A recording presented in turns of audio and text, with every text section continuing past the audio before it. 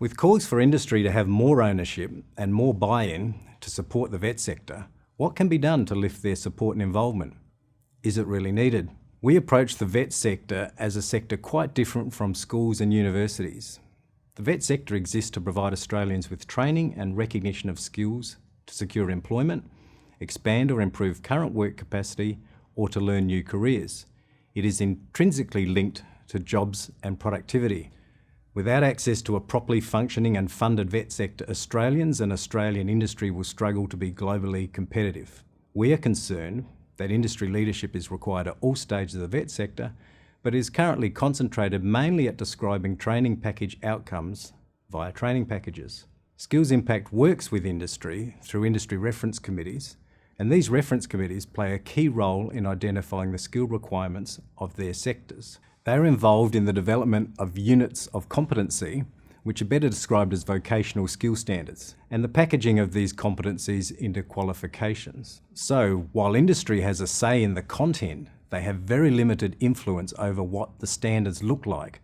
But more importantly, industry has very limited influence on the next stage of the vet sector pipeline.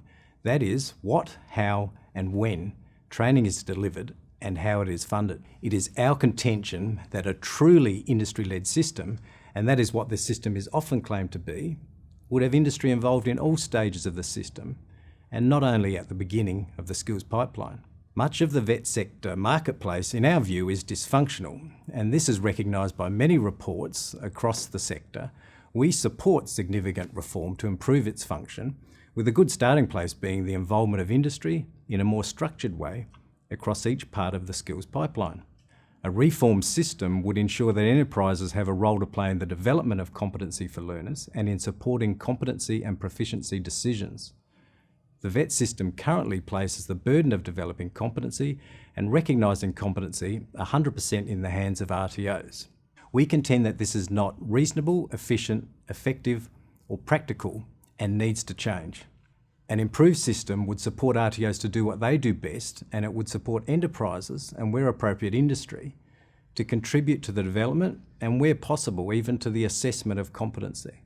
So, in summary, with regards to industry leadership, we are suggesting to get better industry leadership and industry engagement in the sector, we need to do two things. The first is calling the things that industry are currently involved in already industry work skill standards instead of competency standards. This clearly would demonstrate to industry that they have a direct connection to the vet sector. We know that industry are far more interested in work standards than in something called training packages. The second is to ensure that enterprises and industry have an active and recognised role in the vet sector, but it would result in direct enterprise contributions towards the training and skills, mainly via supervised work practice, which is so important to the development of true competency. Perhaps a real-life example would help.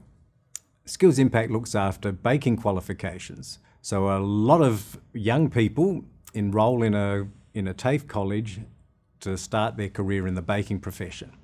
Now, TAFE can teach them, or any other RTO that has this qualification on scope, can teach them a whole range of activities they need to learn to be a good baker. They can teach them how to, all the various attributes of a baking, mixing ingredients, baking, oven work, cleaning, preparation. There's a whole range of things they can learn. However, that will never be the same as working in a bakery where the activities start at, say, 3 o'clock in the morning, and there are real customers turning up from 7 a.m. in the morning, and you've got a real employer. So what we're proposing in this solution is that RTOs are allowed to focus on what they think, what they're good at, and that is teaching people all of the things that can be taught in an institution, but not be responsible for saying, all right, this person's truly competent, because to develop true competency, the person does need to go into a bakery and learn it with real live ingredients, with real customers and a real employer.